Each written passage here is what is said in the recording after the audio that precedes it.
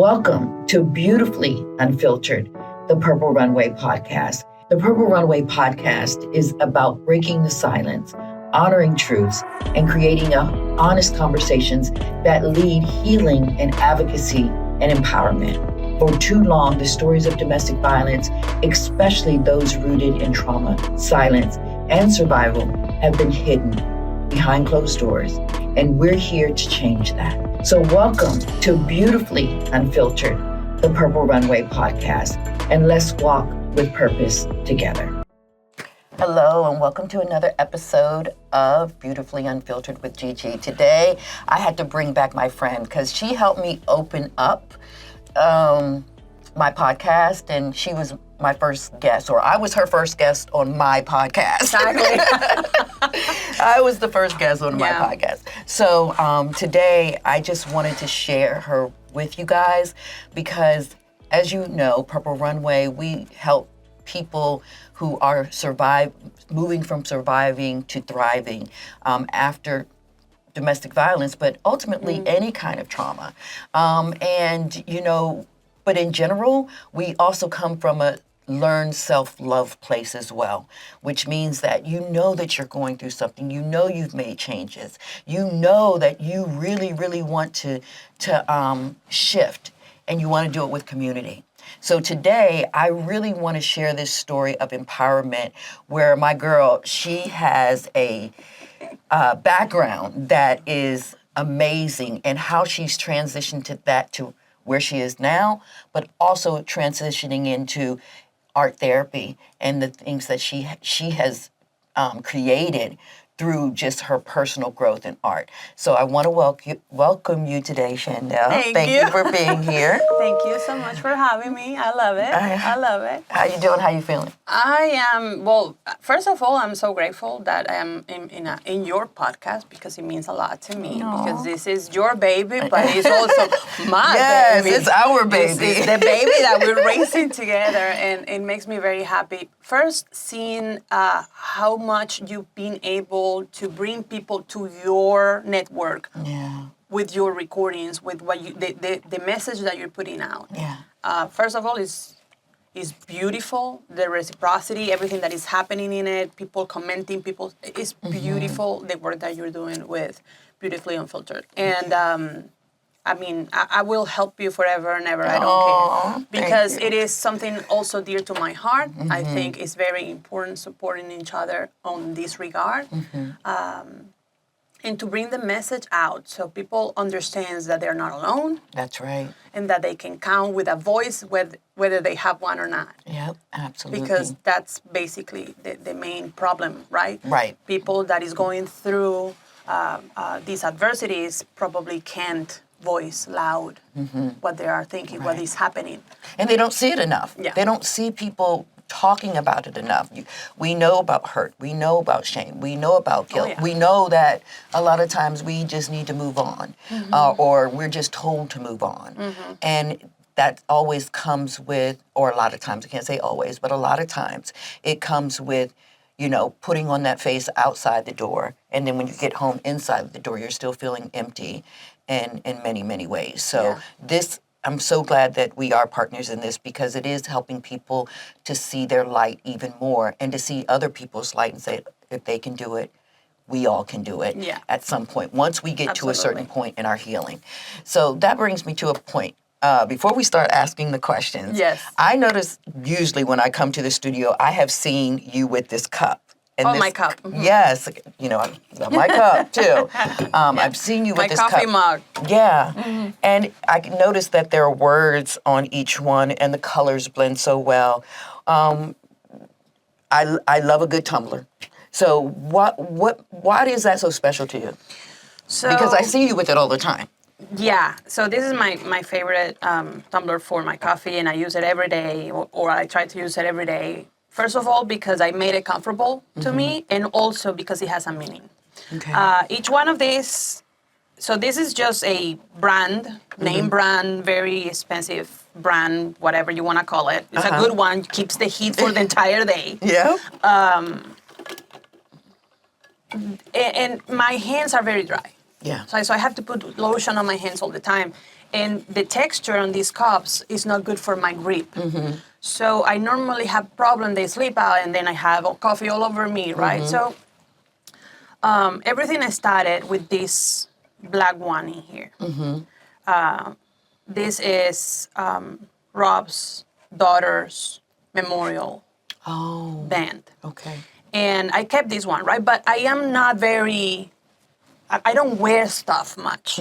And the bracelets, yes, I can put in one. These are bracelets, these promotional bracelets. And I put them on and I wear them for a couple of days and then I'm done with it. I can't have it anymore. So one day, having the problem with the mug, I said, what if, will this fit in here? And boom, it fit the first one. And I went back to all the other ones that I have gotten over time that are also meaningful to me, that I have kept them, but I don't wear them. That's right. So I have this one in Arisa's name, and then I have Drive the Cure, which is a promotional for Breast Cancer Awareness Month, which is very dear to me. My mom is a survivor. Go, Mom. Yeah, go mom. This is my nephew's for his baby shower. Sebastian? And for Sebastian, yeah. I took a picture this morning and I put it on my socials because every Thursday in the morning when I walked in, my office is a mess because I have all his toys and I babysit him on Wednesday mornings. So he's here, but Wednesday mornings is the funniest so time cute. ever. He's super cute. And then I have this pink one and this green one. They're both for the same person. This is co-worker of mine from my other, the place where I worked before. And she had lymphoma non-Hodgkin. And we ran two like awareness things for her to try to get some money to help her. And she is the sweetest person in the world. This is a woman that no matter how the day starts, she will always come to you and say, hi, good morning, how are you today? And she will stay there until you answer. And she will have a beautiful motivational thing to tell you. That's awesome. That's her, right? So that means a lot to me. And this is one in support to my people that decided to have a different identity, which I respect. Oh, okay. I love that. I Right? love that. So- I love the way that you shared that. Yeah. That's what is in here, and it's very good to grab it, so I don't spill it on me, and it means a lot to me. I can keep him. It goes on the dishwasher, and it doesn't fade away. Oh, wow. That's good, too. Yeah. Well, I can tell you, next time I come, Purple Runway has Oh, yeah, I those need bands, one then. and I'm going to give you one Yeah, of because Purple I still Runway's have space in here. old bands. Yeah. Balance it out. Yep. I love the story behind it. And that is the thing about making something uniquely ours. And it keeps us inspired. Yep. So you have that cup every day. It keeps Every you day. inspired. It's just like my mug here. This was made for me. And so my name is on this side. It's the most recent one, but it's called the Self-Love Club. And it keeps me tapped into the things that I need to do to balance myself. So just like you said, your friend, when I say how you're doing, I want to know how you're doing. Yeah, I really want to know how Yeah. you're doing and what is it. Yes, Yeah. that's the thing. So commitment to self and seeing it yeah. is so very important. And you know, I am very, my heart is always with these organizations that have something to do to help others. Yeah. Always. Yeah. It could be from my background or whatever you want to call it, but I am always prone to figure out what can I do. What can I do? If anything of the things I do or I can produce can help, I'm in, right? Some people will say that's okay or that's not, or maybe your help. I don't care. If I can give a little, and then I don't do it to try to get anything back. Right. It's just the person I am. It's just how you were Yeah. made. It was how you were made. Yeah. So because of how you were made, I want to go back quite a bit. All right? And I want to talk to you about the early years. Okay. And when you were younger, what words come to mind, and when you think about your younger self, what comes to mind and what did you believe life would look like forever until you decided to say, no, it's not?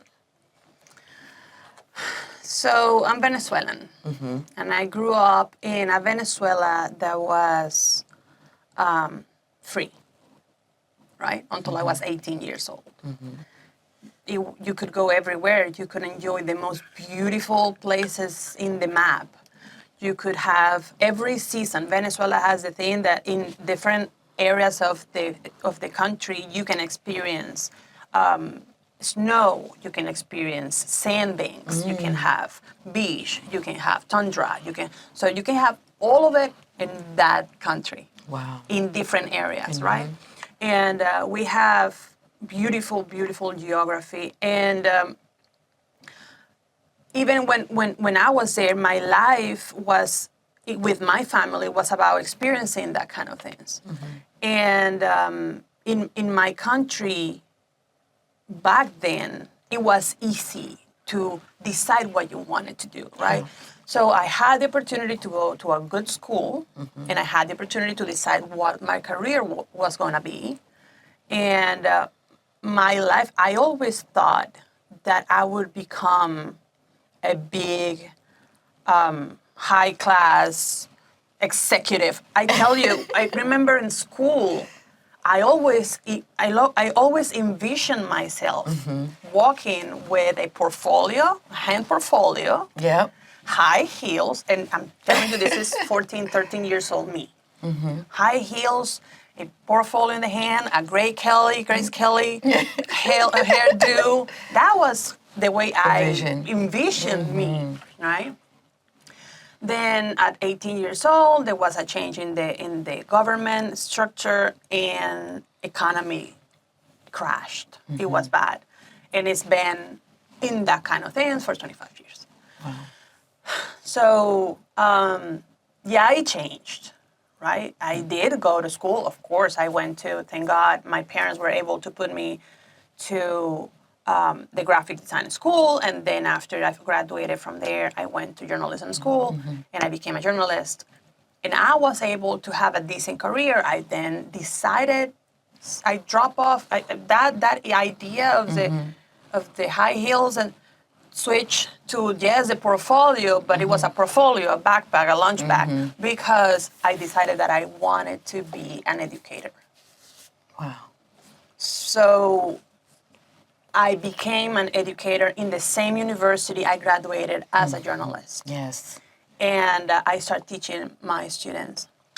And I was 5 years at that university, and I was able to collect memories. I have so many beautiful memories, pictures, stories to tell about that. And it's funny because yesterday I made a video, put it on my socials, and all my students, incredible, they showed up to say something about me in that time frame. And I'm like, what? These kids still, they're not kids no more. You left a mark. They're adults, they have kids, they're grown-ups. I mean, but when I had them, they were 17, 18, 19 years old. So yeah, I was able to do what I wanted. It just didn't look the same I imagined it. Yeah. And then one day, what I wanted to do wasn't able to be done because the circumstances in the country didn't allow it anymore. And my entire dynamic switched from that person that was able to give to the person that had to go. And everything, I had to leave everything behind. And when you leave everything behind, all you have is your memories. Yeah. You can bring anything, right? And you leave people. And when you leave them, you know it's the last time you're going to see them. Oh, wow. Yeah. I can't even imagine. That just kind of hit me because you said when you know you're leaving, you know you're never going to see them again. Yeah. And you were much, younger, so that was quite a few years ago. That right? was 11 years ago. Right. So how does that translate from here to there? You loved where you're from. You loved your community. You were embedded into teaching, learning, guiding. And then that goes into my next question. Something tested your strength Yes. so much that you had to make that decision. How did that feel? Looking, and you can probably still see it, looking in those people's eyes and saying, we know what we know, but you know I love you. Yeah. So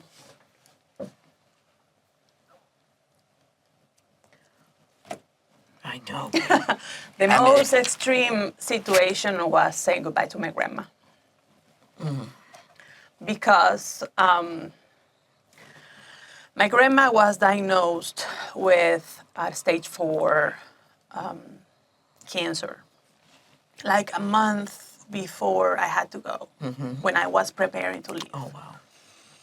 And she's been sick for a while, and she's been run all these tests, and never was diagnosed. And then one day, we go home and we find her, and there is all this emergency happening in the house because of her. So she's in the bathroom, and she's having this problem, and there is blood everywhere coming from her stomach. We rush her to the hospital, and then is when they say, oh, there is a huge mass in between her liver and her lungs, right there. So how you didn't catch this before, Right. But at that point, there was no coming back. Right.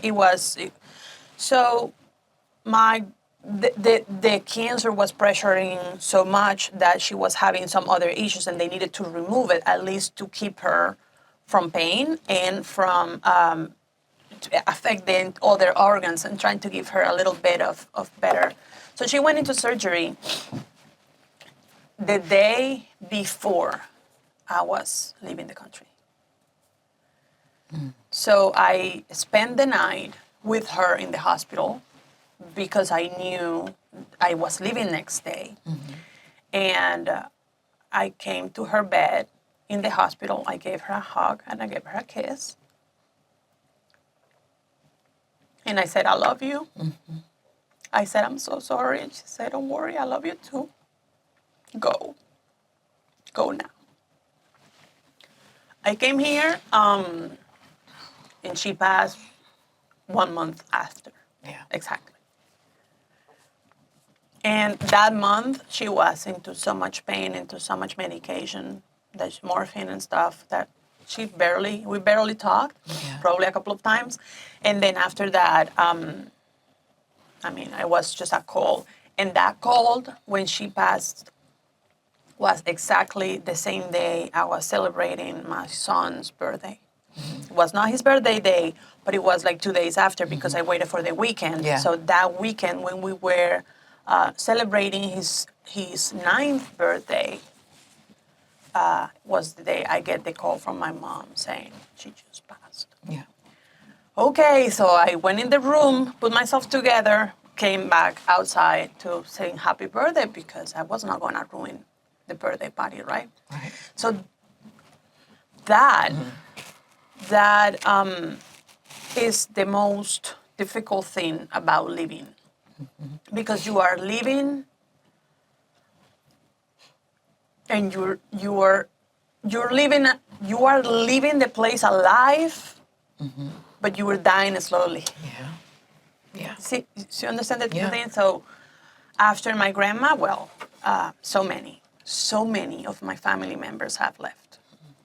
So many. There was a point, also because the health system is so bad, that things that could probably have been prevented, they couldn't, because there were no medication or the right medical attention or whatever, right? Yeah.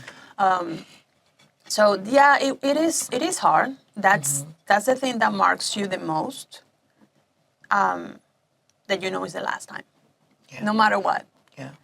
Unless, for any reason they were able to leave the country too. So at some point we're regrouping somewhere, right? But the ones that are staying in there, I knew 11 years ago when I gave them a hug that was the last one. Yeah. So you had to begin again. Everything. It Everything. started again. You begin again. And what I can assume is that when you chose to begin again, just like you walked out of the room Yeah. and walked back in the room with your son, as any mom, all of the decisions that you made was for you to make sure he had Everything he needed. Yeah. And so, of No, course, he wanted. Not everything he wanted. Oh, he wanted, not just everything he needed. No, everything he needed. Not everything he wanted. Oh, because okay, that's the okay. thing, right? That's the thing that people that goes through immigration sometimes misses the point. It's not at this point. It's not about what you want. When you are an immigrant, you automatically, if you act like I did, right? Automatically you switch into survival mode. Boom. Yeah. And you stay in survival mode, and it's not easy to get out of it. It's probably. Well, how does that look like for you?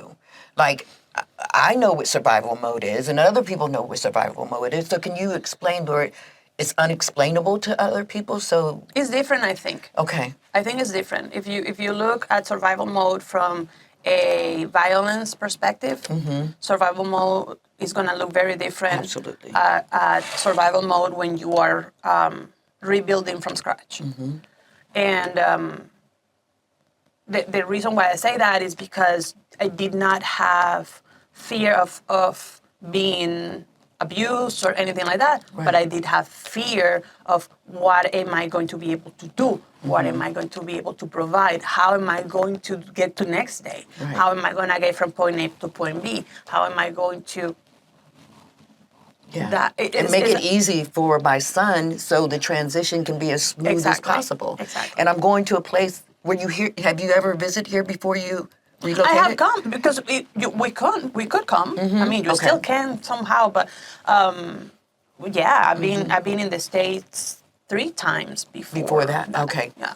And so did you have any roots here where you were able to, you knew people? Yes, I did know people. Okay. I did know people. I had some family members that early on decided when there was not an immigration thing, it was just a decision, a business decision, because my business is going to do better in the United States, so I'm just going to move my business. And that was a thing, right? Right in the 80s. In the 80s, in the 90s, you could do that. Anybody, everywhere in the world that wanted to base their business down here. So yes, I did have some friends, family member, but that's people tells you, don't worry, I got you. Yeah, they got you. They get you for 3 weeks.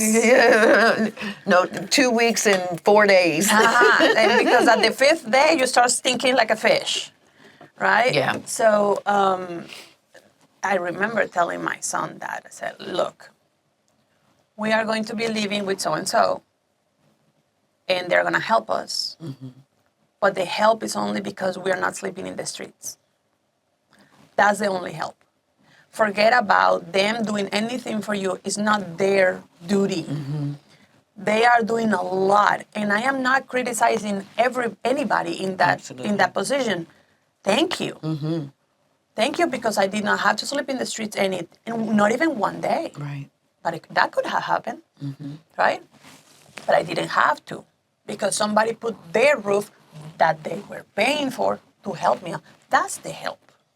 But thinking that you are going to be put in a job position because somebody's going to find you, nobody's going to find you a job. Nobody's going to feed you. You have to feed you. How are you going to feed you, right? So it has so many aspects. And in the immigrant case, when you are coming from a country that speaks a completely different language, you also have the barrier, right? The language barrier. Yeah. I learned English through my son because my son was going to school.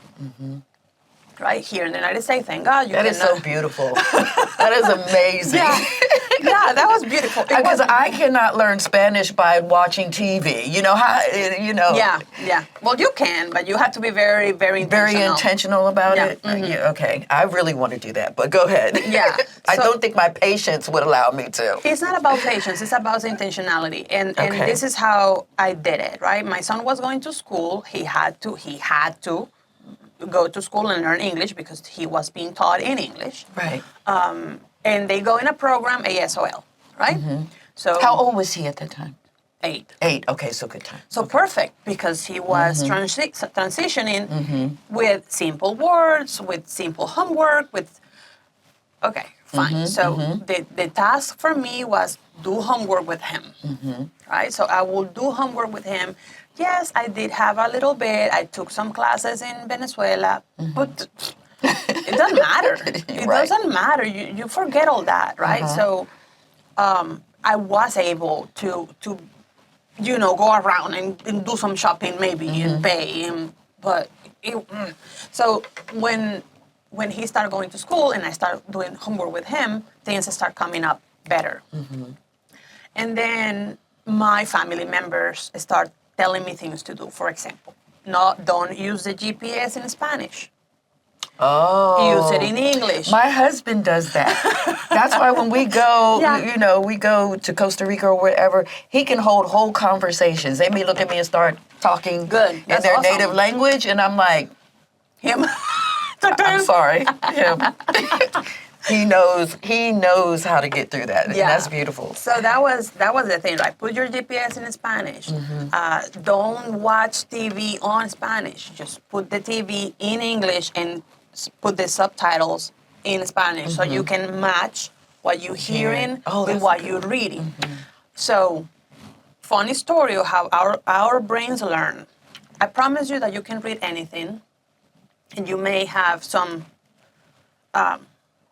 gaps in whatever you read. But if you heard somebody saying something, that drills in your brain. True. Right? True. So you put the show on the language that you do not understand, and you put the letters in the one that you do understand. So you read and you hear same time, and your brain does that much. It helps. That's beautiful. But you have to be very intentional. Very intentional. So if you're gonna do 20 minutes, okay, 20 minutes. Find a kids show. Don't do a super action movie. No. Do a soap opera. no, do a kids show. Basically, it's the best way to do it because those are easy words, easy sentences, so you can start there. Yeah. And that's how I did it. I was watching PBS with Marco. And those shows that he was watching, so I will put the subtitles in Spanish so we could. So this kid, after the first year in school, he was already completely immersed in the English. He was an English speaker like nobody. When we moved from Florida to Virginia and he got in the school district in here, and this was Prince Williams. Prince Williams County tested him for his, to see if his immersion, what was the grade of his immersion, and he had to be up to 3, and his immersion was 2.8. Oh. And the teacher said, where were you living? Right. I said, in Florida. In what part of Florida? I said, North Miami.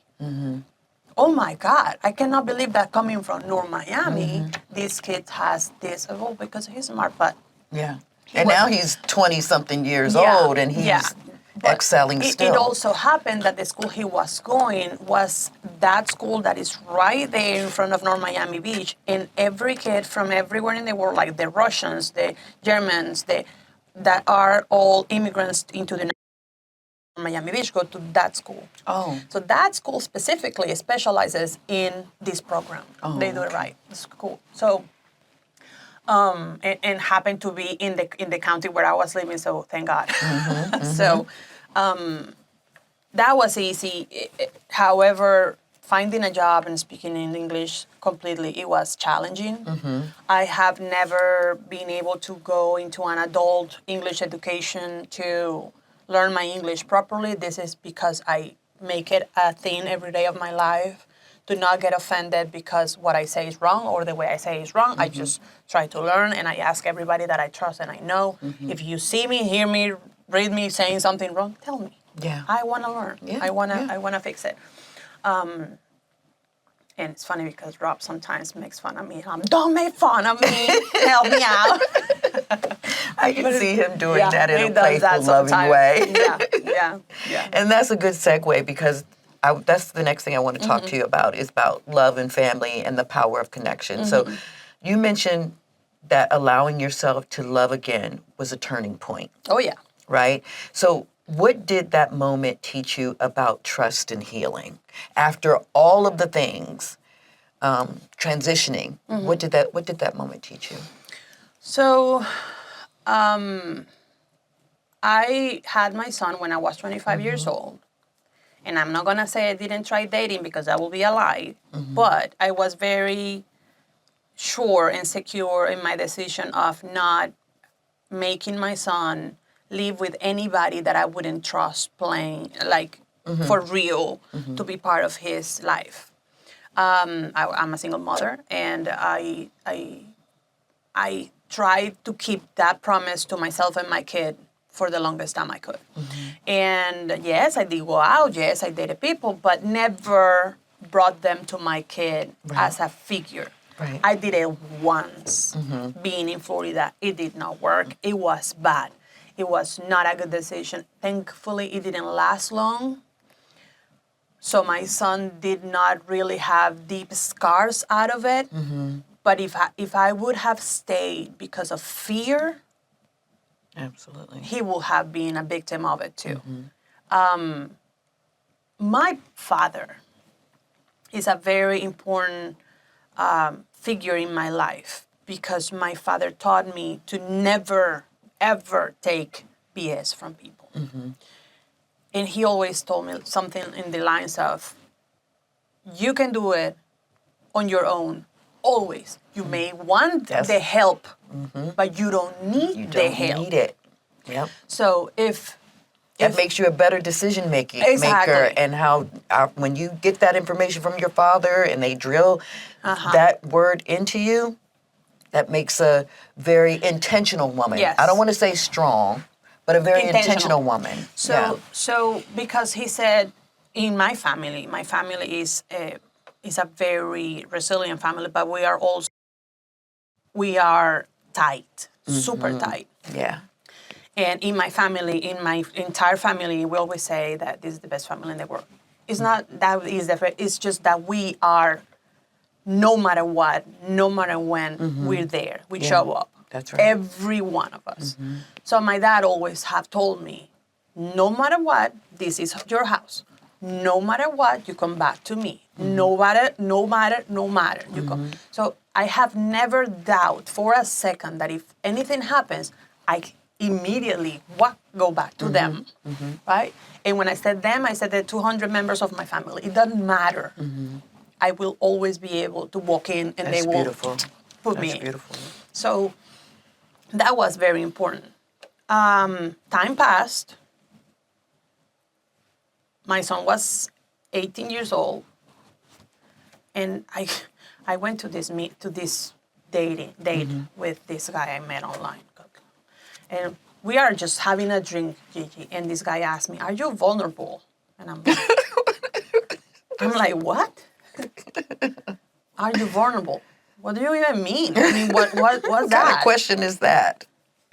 And I mean, things went like, I did not like the question. I just put my $20 bill out and left. I got in my car quick and I'm out of here. Like, what is this, right? When I was driving back home, I remember, God, what am I doing? I said, you know what? I'm done dating. I'm done. If you have something saved for me, send him over. And make sure that I understand the sign. Make it plain. Because I am not doing this anymore. This is risky, first. And second, it's definitely obvious that I'm very bad making the decision. So I am not up for the game because I have no, I mean, I'm bad making the decision. So I'm not deciding anymore. Yeah. send it to me if you think it is, and you send it to me in the way you decide to. Time passed, and one day, one friend of mine said to me, but no, you have to date.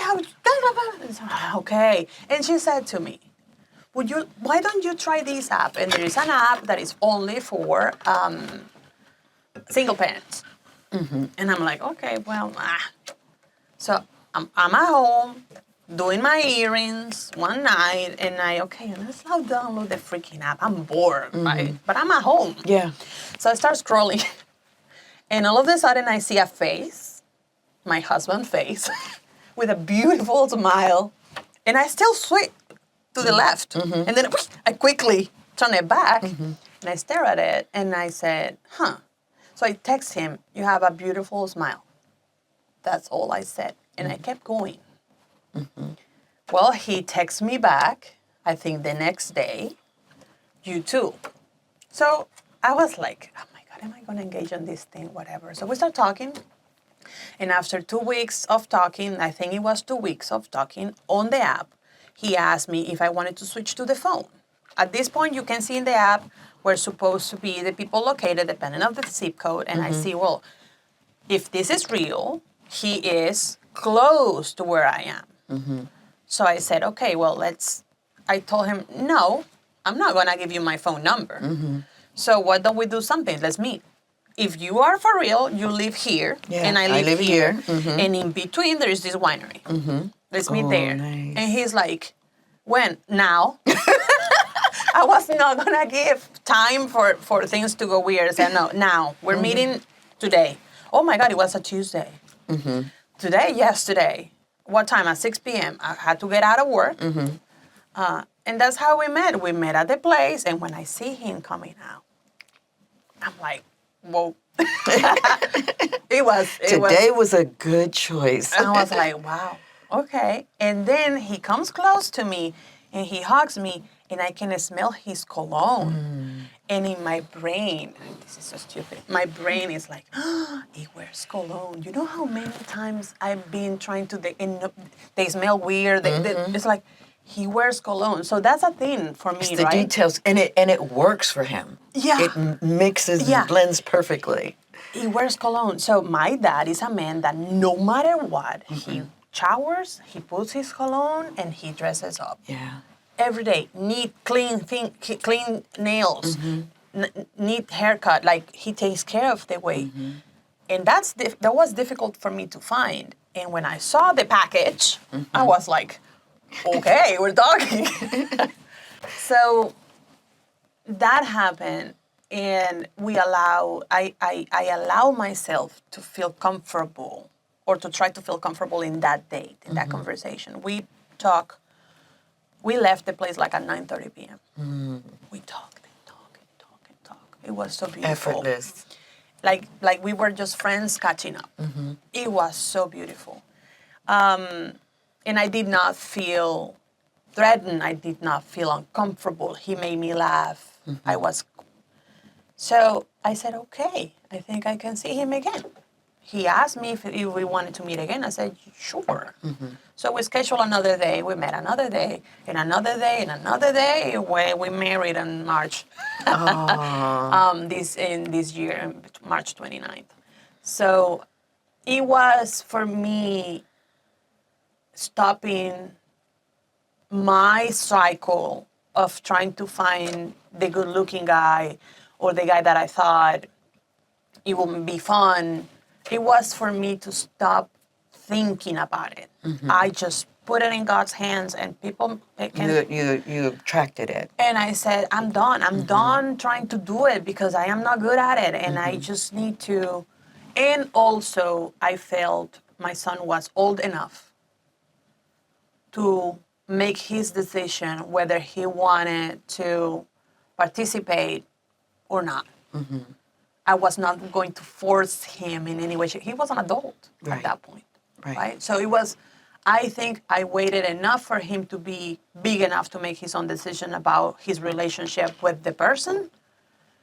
I didn't feel that I was putting my son into any sort of forced relationship. Right. And once they got to meet, my son he gave me the okay. He said, Mom, I like the guy. He's cool. Aw. So it was okay. It was a good thing. And that's pretty unexpected. It's unexpected. Yeah, because you can't force them to like.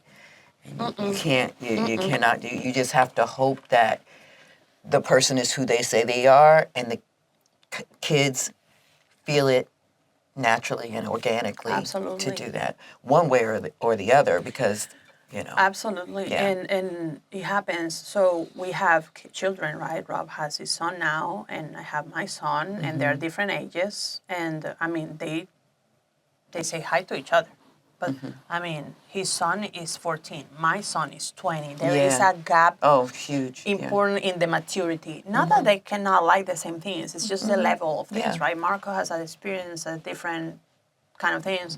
Also, London. But the thing is, they, even if they try to be together and they try, it's just they don't have anything to talk about, Yeah. right? Yeah, There's yeah. a lot of difference in there. But it's important for us, for Rob and me, to have a good relationship with both of them, knowing that they are both living a separate life. Right. With us, but separate Right. also. So Absolutely. it's good. I think we have a decent balance. So that's another way that we are able to swing so effortlessly. So you're an artist. Oh, yeah. Well, I think so. Oh no, you're a great artist. And being able to see your work and understanding how that's one of the ways that calms you, and you get to see the vision of things, and you know when the vision has been put on pause. And for me, looking at your work is I can see that there are elements of your creativity and your artwork that remind you of home, right? It's embedded in you. So how would you describe your work? And would that be kind of accurate? How would you describe your artwork and what it brings to you? My artwork, I paint or do crafts based on, I use them as a catalyst for my emotions. So I use it as a therapy. When I feel that I need to drain stress, I always find myself randomly doodling things, like, but I have do it on a more intentional way. It happened in 2017, between 2016 and 2020. My dad was very sick. He was with us already. I lost my job. My sister was the one sustaining us all. I had to drive my son to school every day far away because we had to move the place where we were. So it was finishing the school year, so I had to drive him every day for like a month and a half to not switch him in the middle of the last quarter. So it was as stressful as it could be. And my job at that time, I had because of my graphic design skills, I had a big chunk of the income of the house that I lost it overnight, and it was bad. I got paid. My last check wasn't a check; it was a computer. Oh wow! Because they didn't pay me my check, which I don't know if that's legal, but that's but if you look at it, if I look at it now, it was what I needed. Okay. Because that computer allowed me to do freelance work that kept us surviving. Awesome. Right, so it was good to have the computer. It's not what I thought I needed at the moment, but having that computer allowed me to make more money out of it than just do that check. Yeah.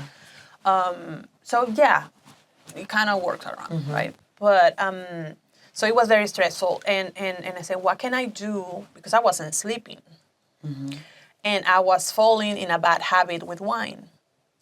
So I said, what can I do to stop this? Because I cannot turn into that. Right. Right. Right.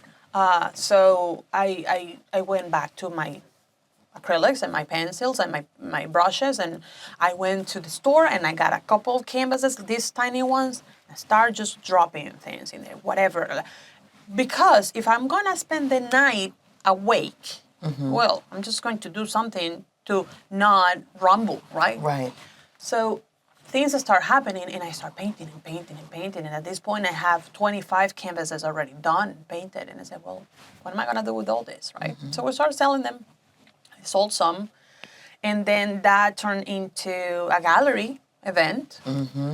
A couple of years after, I won a prize with one of those pieces. It's helped me to go transition through moments in life when I've been depressed, when I've been happy, when I needed money. So I had to stop the big canvases because I don't have more walls to put them on. And then I said, well, what can I do with my hands? So I went to jewelry and I started making earrings like this one. Oh, I didn't know you made those. Those are. It looks like a marble. Yeah, A they look shape. like marble. Yeah, I like that. So I started making jewelry, and I made them for Christmas presents. So I have the tendency to make my Christmas presents. Beautiful. So I paint stuff or whatever, and that's my Christmas present. And people start buying the earrings, my earrings, the ones I had on. They go, I want them. What you want for them? Okay, so take, right? And I said, what if I start selling this? And I applied for a market. Downtown Fredericksburg has a Saturday markets. They call Art in the Park. And I start going to Art in the Park. And the first time I went with my earrings, I sold $700 on a morning. Wow. And I'm like, what? Is this a thing? So I worked like crazy that week. Next Saturday, I have replenished the whole thing again and again, $500 and $700 and $300. Yep. I was making my son college money out of the earrings. Wow. Wow. But the earrings were my night job. I will go to work. I'll come back from work. I will take care of my son, dinner, blah, blah, blah, blah. Go to bed, go to work. So I will go back to work to sleep at 3, 4 a.m., to sleep 2-3 hours, and then back again to work. There was just an amount of time to be able to sustain that, right? Very true. Yeah. Very true. So I did quit making the earrings. I regret it to a point because it was healthy for me. Whether they are sold or not, I end up giving them away. I am not attached to that. Yeah, I get But that. they did give me a lot of time to drain. And Peace, just think, joy. and peace, right? And it's funny because there was a Christmas, all my entire family bought their presents for the people that they have to give presents at work from my earrings. Everybody got earrings. That's how it should work. That's how it should work, that for was sure. Fun. That was fun. It was pretty fun. So, Yeah. I understand that you're going to pick it back up. Yeah. Yeah. I will. Yeah. I have started with some painting. I have outside here. I'm working on a painting. It's a commission painting for Blue Stallion. It's a 4 pieces mix because it is a it's some sort of an eclectic kind of mixing. It has some colors thrown in, and then I am drawing with chalk a horse on top of it. So I cannot tell you. It's like the award-winning piece that I have that is a woman, and this woman. Oh, that is gorgeous. That woman, for me, what it represents is the way women's brain works, right? Yes, you're here, you're present, you're all this, but you're all this that you are, but your head is working so many things at the same time, right? We're mothers, we're sisters, we're daughters, we're wives, we're everything, right? And everything works when we are a woman that is integral. We make it work on a pace that all the pieces synchronize. Yeah. And I call that orbits. All our orbits start moving And that's why together. That's why the hair is not a hair, it's an orbit that she has. Yeah. Yeah. That is so beautiful. Well, we're coming to the end. And of course, you know our signature question Oh, yeah, here. absolutely. And let me tell you, my friend, she's an artist. She is has all of these skills, but she doesn't listen to music. No. And I told her, okay, I'm going to be introducing you to music a Yeah. little bit more. But give me one song that we're going to leave people with that expresses all the things and the levels of who you are and the amazing person that I've come to know. Okay, so when we talked about this last week, and I told you, Gigi, you cannot ask me that question. I went home and I started thinking about it. And I said, well, there is really, I am not a music listener because of my profession. I became more like a radio listener, and I listen to the news. So that's my go-to, right? I start with the news. Rob hated it, but I start with the news my day, and I close the day with the news. I want to know what's happening, right? And whether it's, too much or too little, I have the need to know where I'm standing in several things. Yeah. You're areas, a journalist, right? So that's my thing. But I am a movie watcher. Okay. So that's what I do when I'm painting. I watch movies. Okay. Normally, I watch shows that if I can just hear them, and if I have to take a look, I take a look, but I don't have to put all my attention into, because my attention is in my painting or in my craft. But I do have two songs. I told you about one. It's a Latin American song. It's a Colombian song. The song name is "Qué bonita es la vida." Okay. The meaning of that phrase is beautiful. How beautiful is life? Oh.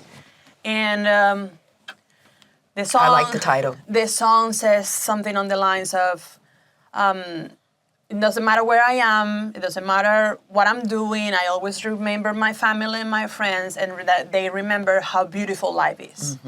Right? And every time I smile, every time somebody's gone, every time somebody comes back, I always remember that forever, how beautiful is life. So that's one song. And the other one I found is an American song, is My Way. Oh. I want to say the name, but I don't want to be wrong. Is it Etta? No, that is from... oh, no, I know. I know. I don't even know why I said Etta, but it's a male. Yeah, my goodness. Frank Sinatra? Frank Sinatra, oh, yeah. Okay. So My Way from Frank Sinatra. That song, if I had to choose, I will choose the other one because of my mom. Yeah. That song, every time that song is played, my mother grabs us all. And she hugged my sister and me, and she hugged us tight when that song is played. And we normally end up crying every time, right? But My Way reminds me that I can do it.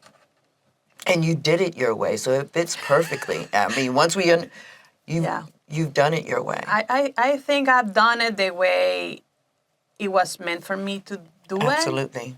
But I didn't decide the way. I just allow myself to trust the way and the you process. Trust the way. Yeah. Drop the mic. There's nothing else to say. Boom! There's nothing else to say there. Oh, Thank my you. goodness. Thank you, sister, for being here. Oh, absolutely. I'm very And happy to be here. This is my first formal podcast, by the way. First one. Formal, for real, just me. Oh, love it. Love it. Yeah. And we're going to do it again and again and again. Absolutely. That's what it is. We're here to do that. No problem. All right. So thank you guys for tuning in to Beautifully Unfiltered with Gigi today. And as we always say, each one of these stories is meant to inspire you, or you know someone else that needs it, to share it and inspire someone else. We see a lot of things that may not be great on a regular basis, but we need to see these kind of stories to help uplift ourselves and one another. So I hope you all have a great day, and I hope my friend Shaindel's story has inspired you to push beyond and find your creativity, your holistic healing, and your wellness, but more than anything, your community. Have a great day. Bye. Thank you. Bye.